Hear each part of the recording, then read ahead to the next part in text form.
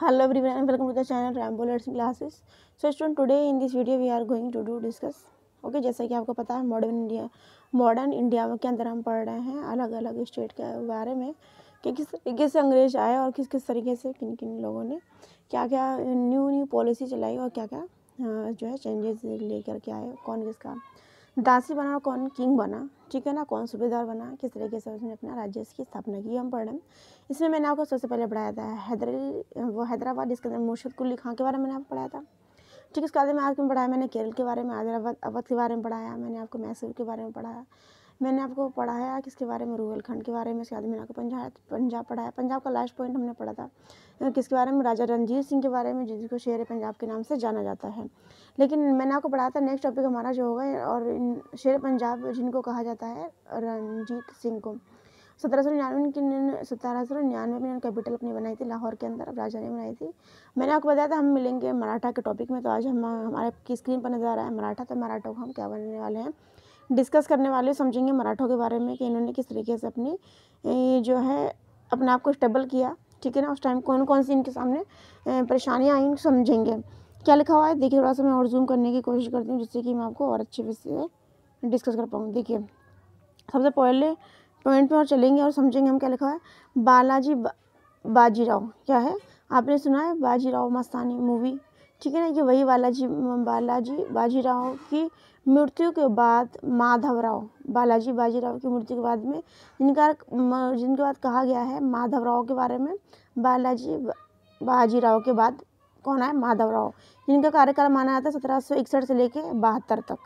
ठीक, 1761 से लेकर कब माना जाता है, यानी कि ये कब कितने साल तक रहे, अब बताइए। ये रहे करीब 11 साल तक। ठीक, क्या लिखा हुआ, 17 वर्ष की उम्र में पेशवा बन गए, कौन, माधवराव। ठीक है, वह प्रतिभाशाली सैनिक होने के साथ साथ राजनेता थे। हैदराबाद के निज़ाम को हराया। ठीक है ना, हैदराबाद के निज़ाम को हराने के बाद में मैसूर के जो हैदर अली थे, जो कि टीपू सुल्तान के कहते फादर को नजराना देने के लिए विवश किया। यानी कि जो जगह हैदर अली यानी टीपू सुल्तान के फादर के अंडर में थी, वो उनको क्या देना पड़ता था, टैक्स नजराने के रूप में। किसको देना है, बालाजी बाजीराव के बाद में कौन है, माधवराव को देना है, किसको, हैदर अली को। और राजपूत रुहेलखंडों तथा जाट सरदारों को अपने अधीन लाकर उत्तर भारत पर अपने अधिकार को फिर से स्थापित किया। किसने किया, तो किसकी बात हो रही है, माधवराव के बारे में बात हो रही है। जो राजपूत रुहेलखंडों और जाटों सरदारों, जो मैंने आपको पढ़ाया था किसके बारे में, रुहेलखंड मैंने आपको पढ़ाया था, जाट बताया था मैंने, पढ़ाया था जाटों का अफलातून किसे बोलते हैं, सूरजमल को बोलते हैं, मैंने आपको बताया था। ठीक है, तो ये वही जाटों की बात की जा रही है। राजपूत रुहेलखंडों और जाट सरदारों को अपने अधीन लाकर उत्तर भारत मतलब जिसके अंदर यूपी एमपी वाला एरिया जो आता है उसे बोलते हैं उत्तर भारत। ठीक है,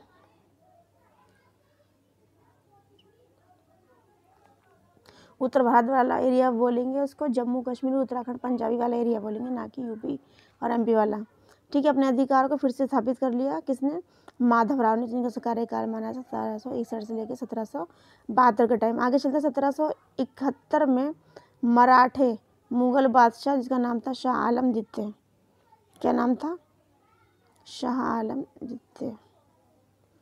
आलम द्वितीय को दिल्ली वापस लाए। और मुगल बादशाह जो हैं अब मराठों के जो हैं क्या हो गए, पेंशन भोगी हो गए। यानी कि शाह आलम द्वितीय के पास कोई भी अर्निंग का रिसोर्स नहीं था, जिसकी वजह से मराठाओं ने उनको पेंशन देना शुरू कर दी, जिससे कि वो अपनी जीविका को आसानी से चला सके। तो किसने दी थी वो जीविका चलाने के लिए पेंशन, तो वो दी थी मराठों ने दी थी। किसको दी थी, मुगलों को दी थी। 1761 की बात है ये, शाह आलम द्वितीय को। आगे लिखा हुआ 1772, कहीं कहीं भी लिखा हुआ है 1771 में माधवराव का क्षय रोग यानी कि टीबी से जो है क्या हो गया, निधन हो गया। माधवराव जिन्होंने शाह आलम द्वितीय को पेंशन देने का कार्य किया था। उनकी मृत्यु के बाद पुणे में बालाजी बाजीराव, पुणे जो कि कहाँ है, महाराष्ट्र में, क्या लिखा हुआ है देखिए एक बार, बालाजी बाजीराव के छोटे भाई जिनका नाम था रघुनाथ राव, जिनका नाम क्या था, जिनका नाम था रघुनाथ राव, और माधवराव के छोटे भाई जिनका नाम था नारायण राव के मध्य जो है ना सत्ता को लेकर आपस में क्या हुआ, झगड़ा होना शुरू हो गया। जब बालाजी बाजीराव की क्या हो गई, डेथ हो गई, तब रघुनाथ राव और माधवराव कि छोटे भाई नारायण राव के बीच में क्या हो गया, संघर्ष हो गया शुरू, कि सत्ता को कौन लेगा। आगे लिखा हुआ ग्रांड ट्रम्प जो थे उस टाइम के जो राइटर थे, उन्होंने लिखा हुआ है पानीपत का युद्ध। पानीपत का सबसे पहला युद्ध जो है कब हुआ था, 1526। देखिए 1526, 1761। और तृतीय युद्ध कब हुआ था, तृतीय कमेंट बॉक्स में बताना आपको। 1761 और जो तृतीय युद्ध कब हुआ था वो ध्यान नहीं आ रहा मुझे। तो ये 1526 में हुआ था पानीपत का प्रथम युद्ध, और 1761 में जो हुआ था वो हुआ था पानीपत का तृतीय युद्ध। द्वितीय युद्ध आपको बताना है, ठीक है। उसके बाद में कहाँ चलेंगे, उसके बाद में पढ़ेंगे किसके बारे में, आगे चलेंगे समझेंगे।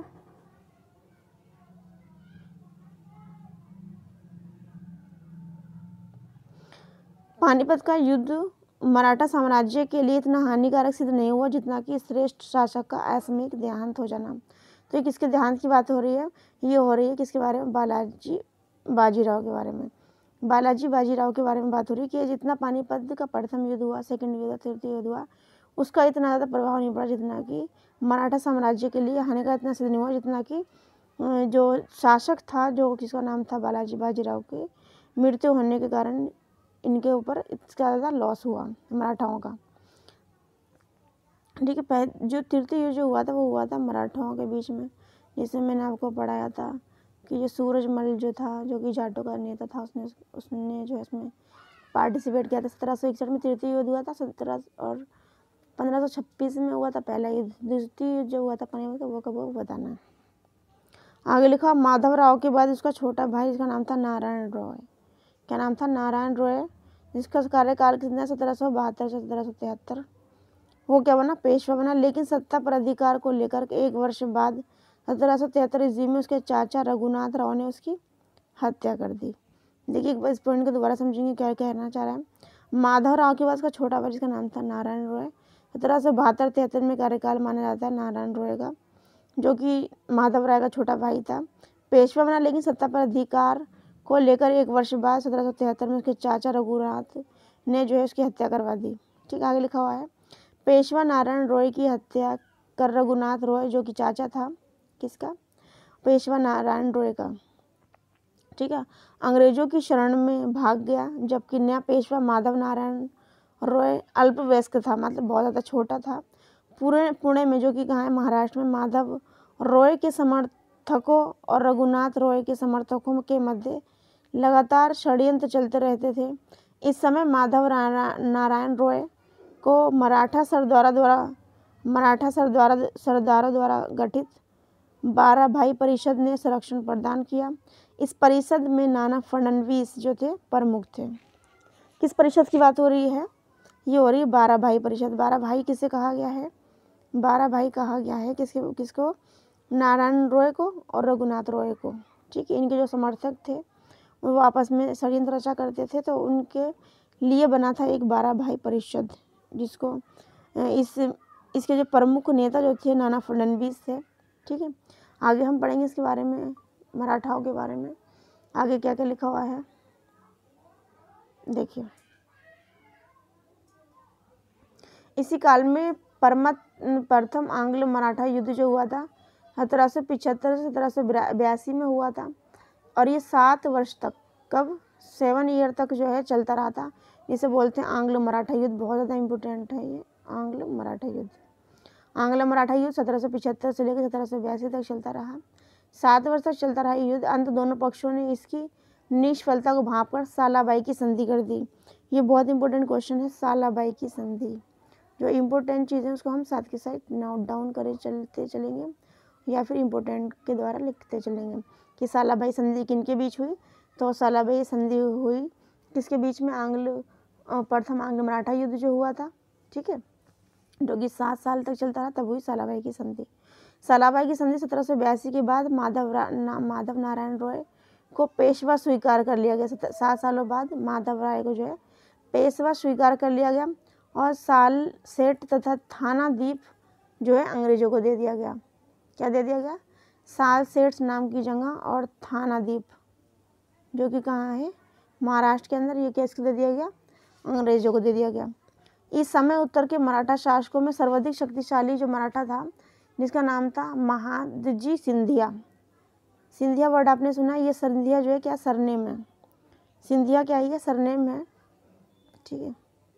महादजी सिंधिया जो हैं क्या थे, शक्तिशाली मराठा थे, ठीक है।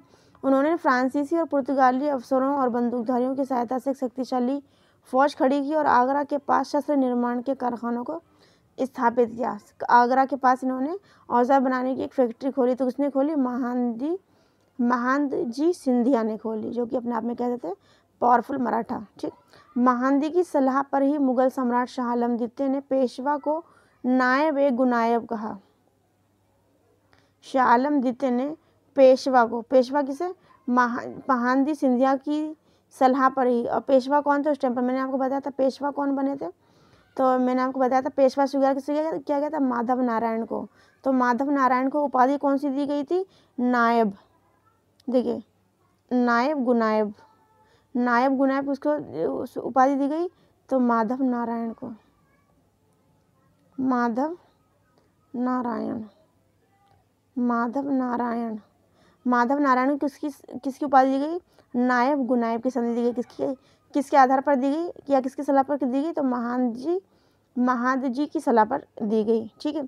बस ये थोड़ा सा इम्पोर्टेंट है ये क्वेश्चन, आगे थोड़ी लेंथी वीडियो जाएगी, बस आज के लिए इतना ही। नेक्स्ट वीडियो में हम पढ़ेंगे आगे इसके बारे में, मराठाओं के बारे में। तो take care, bye bye, God bless you, thank you for watching, like and subscribe, feedback में take care, bye bye, God bless you all.